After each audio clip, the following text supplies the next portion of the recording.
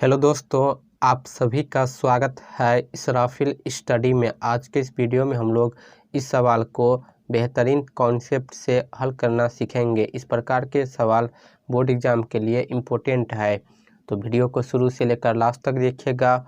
और यदि आप चैनल पर पहली बार आए हैं तो चैनल को सब्सक्राइब जरूर कर लीजिए।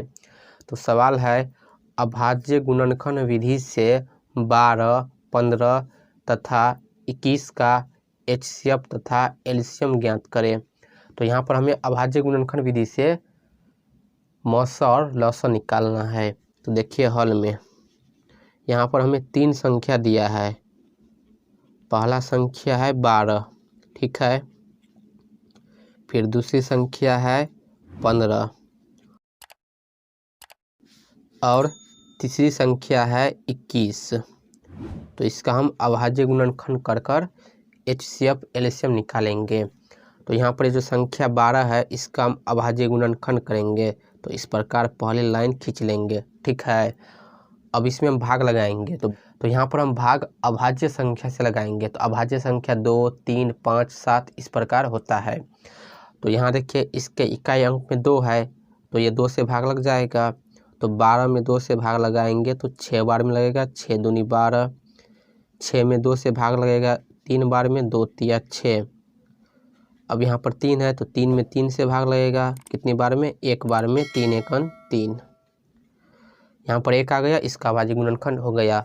अब हम 15 का अभाज्य गुणनखंड करेंगे। तो 2 से 15 में भाग नहीं लगेगा, 3 से लगाएंगे। 3 से 15 में भाग लगेगा 5 बार में, 3 पंचे 15। 5 में 5 से भाग लगेगा 1 बार में, 5 एकन 5, ठीक है। अब 21 में लगाएंगे हम भाग। तो ये 2 से नहीं लगेगा, 3 से लगेगा 7 बार में, 3 सत्ते 21। अब 7 में 7 से लगेगा 1 बार में, 7 एकन 7। अब यहाँ पर हम क्या करेंगे कि संख्या लिखेंगे 12 और इसका जो अभाज्य गुणनखंड आया है इस तरफ संख्या, इसे गुना करके लिखेंगे। तो 2 बार आया है तो गुना करके लिख लेते हैं 2 गुने 2, और 3 एक बार आया है तो इसे भी लिख लेते हैं गुने 3। या इसे हम इस प्रकार भी लिख सकते हैं कि 2 बार है ना, तो 2 की पावर 2 लिखेंगे और गुने में 3 एक बार है तो 1 बार 3। फिर इसी प्रकार हम 15 को लिखेंगे।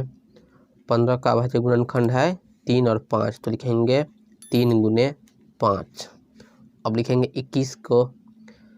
तो 21 का अभाज्य गुणनखंड है 3 और 7, तो लिखेंगे 3 गुने 7। अब यहाँ पर लिखेंगे दोस्तों, इसलिए HCF बराबर,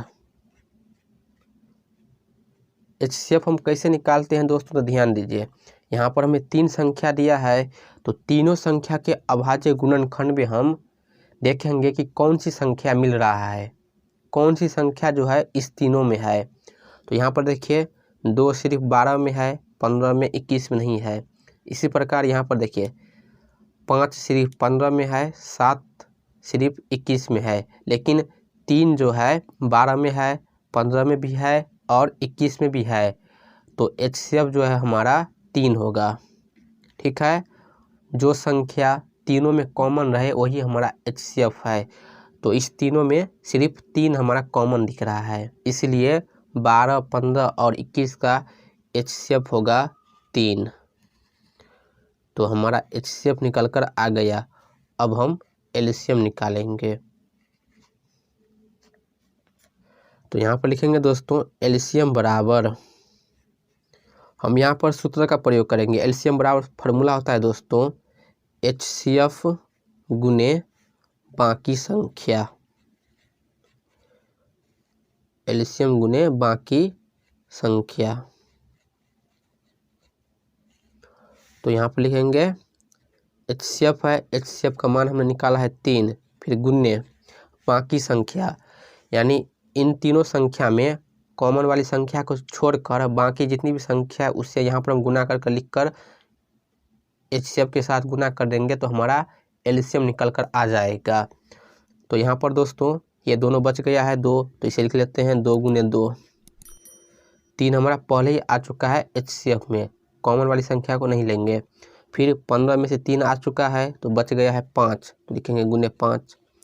फिर 21 में से 3 आ चुका है बच गया है 7, तो इसे हम लिखेंगे HCF गुने बाकी संख्या। HCF हमारा 3 है और बाकी संख्या 2 2 है, फिर 5, फिर 7। अब इसे गुना कर देंगे तो हमारा एलसीएम आ जाएगा। तो गुना कर लेते हैं। 3 दूना 6, 6 दूनी 12, 12 पंचे 60 और 60 में हम 7 से गुना करेंगे तो 7 छक्के 42 और 0 420। इसे गुना करने पर 420 होगा। यानी दोस्तों हमारा एलसीएम निकल कर आ गया 420। ठीक है, तो इस प्रकार दोस्तों हम अभाज्य गुणनखंड विधि से HCF और एलसीएम निकालेंगे। आई होप आपको वीडियो समझ आई होगी। यदि आपको वीडियो पसंद आए तो वीडियो को लाइक और चैनल को सब्सक्राइब जरूर कर लीजिए।